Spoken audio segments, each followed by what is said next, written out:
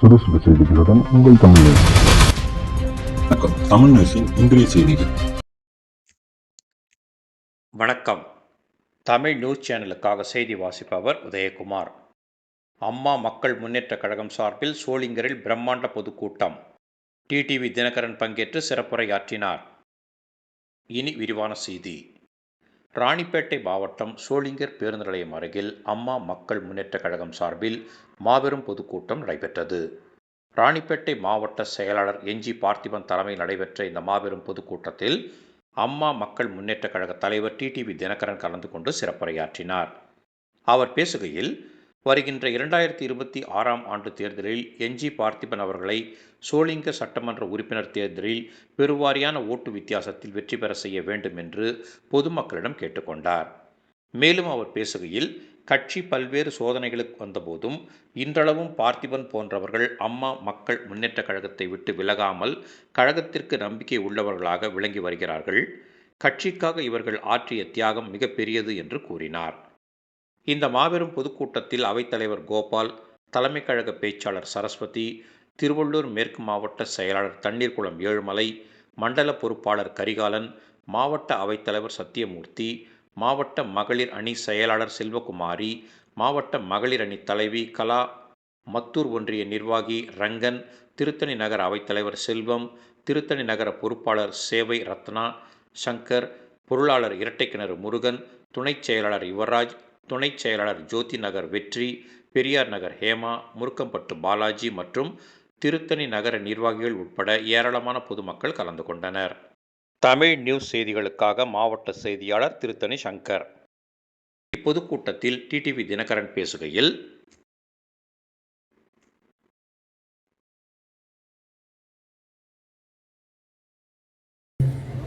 இன்றைக்கு தமிழ்நாட்டில் விவசாயிகளின் கோரிக்கைகள் நிறைவேற்றப்படவில்லை. விவசாயிகள் 21 தேர்தலுக்கு முன்பு இன்றைக்கு முதலமைச்சராக இருக்கின்ற திரு ஸ்டாலின் அவர்கள் என்னென்ன வாக்குறுதிகளை சொன்னார்கள். அவர் சொன்ன வாக்குறுதிகளில் 90% மேல் வாக்குறுதிகள் இன்றைக்கு நிறைவேற்றப்படவில்லை என்பதுதான் உண்மை. எங்கு பார்த்தாலும் போராட்டங்கள். அவர் சொன்ன தேர்தல் வாக்குறுதிகளே முதலிலே விவசாயிகள் சம்பந்தமான வாக்குறுதிகளை இங்கே நினைவூட்ட விரும்புகிறேன். சிறு குறு விவசாயிகள் கூட்டுறவு வங்கிகளில் பெற்ற பயிர் மற்றும் நகைக்கடன்கள் தள்ளுபடி செய்யப்படும் என அறிவித்தார்கள். தற்போது வரை அது நடைபெறவில்லை. தேர்தல் வாக்குறுதி எண் 33, தேர்தல் வாக்குறுதி எண் 34, கரும்பு விவசாயிகளுக்கு வழங்க வேண்டிய நிலுவைத் தொகையை பெற்றுத்தர காலவரையறை செய்யப்படும் என்றார்கள். இதுவரை காலவரையறை செய்யப்படவில்லை. தேர்தல் வாக்குறுதி 35, நியாய விலை கடைகள் மூலம் சிறு தானியங்கள் விற்பனை செய்யப்படும் என அறிவித்தார்கள். ஏற்கனவே வழங்கப்படும் பொருட்கள் கூட முறையாக நியாய விலை கடையிலே கிடைக்கவில்லை. தேர்தல் வாக்குறுதி 42, 100 நாள் வேலைவாய்ப்பு திட்டம் 150 நாட்களாக உயர்த்தப்படும், தினக்கூலி 300ஆக உயர்த்தப்படும் என்றார்கள். நாட்களோ கூலியோ இதுவரை உயரவில்லை.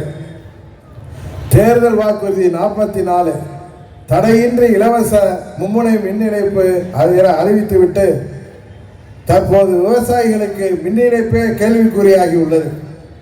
தேர்தல் வாக்குறுதி 58, மண்பாண்ட தொழிலாளர்களுக்கு வண்டல் மண் எடுக்க இலவசமாக அனுமதி வழங்கப்படும் என அறிவித்துவிட்டு தற்போது பணியாற்ற வேண்டும் என்று எனது தந்தையார் சொல்லியிருக்கிறார். எனது தந்தையார் உங்களை பற்றி பல முறை சொல்லியிருக்கிறார். அதனால்தான் நான் இங்கே உங்களோடு அனுபவித்திருக்கிறேன் என்று அன்றைக்கு சொன்னார். அவர் கொண்டிருக்கின்ற கொள்கையிலும் சரி, அவர் அம்மா மக்கள் முன்னேற்ற கழகத்தின் மீது வைத்திருக்கின்ற அந்த பற்றுதலும் சரி, இம்மி அளவும் குறையாமல் அவர் இன்றைக்கும் நல்ல என்றைக்கும் செயல்பட்டு வருகிறார் என்பதை நிரூபிக்கின்ற விதமாக இங்கே சோளிங்கர் நகரிலே பெரியோர்களும் தாய்மார்களும் இங்கே கூடியிருக்கின்றீர்கள். 19 தேர்தலிலும் சரி, 21 தேர்தலிலும் நம்மால் வெற்றி வாய்ப்பை பெற முடியாமல் போனாலும் இந்த இயக்கம் சற்றும் சீர்குலையாமல் இன்றைக்கு தமிழ்நாடு முழுவதும் அமைப்புகள் பலமாக கொண்டு 75 ஆண்டு கட்சி, 50 ஆண்டு கட்சிக்கு இணையாக தமிழ்நாட்டிலே இந்த இயக்கத்திற்கு, அம்மா மக்கள் முன்னேற்ற கழகத்திற்கு கட்டமைப்பு இல்லாத கிராமம் இல்லை, சிற்றூர் இல்லை, பேரூர் இல்லை, நகரம் இல்லை, மாநகராட்சி இல்லை என்கிற நிரூபிக்கின்ற விதமாக கட்டமைப்பை தமிழ்நாடு முழுவதும் உருவாக்கிய தளபதிகளில் பல பேர் இங்கே நிர்வாகிகளாக அமைந்திருக்கிறார்கள். அவர்கள் ஒவ்வொருவரை பற்றி பேச வேண்டும் என்றால் இந்த கூட்டம், இந்த நேரம் போதாது. இன்றைக்கு மேடையிலே என்னோடு அமர்ந்திருப்பவர்கள், இங்கே முன்னாலே என்னோடு அமர்ந்திருப்பவர்கள் அனைவரும் எந்த ஒரு எதிர்பார்ப்பும் இன்றி அன்றைக்கு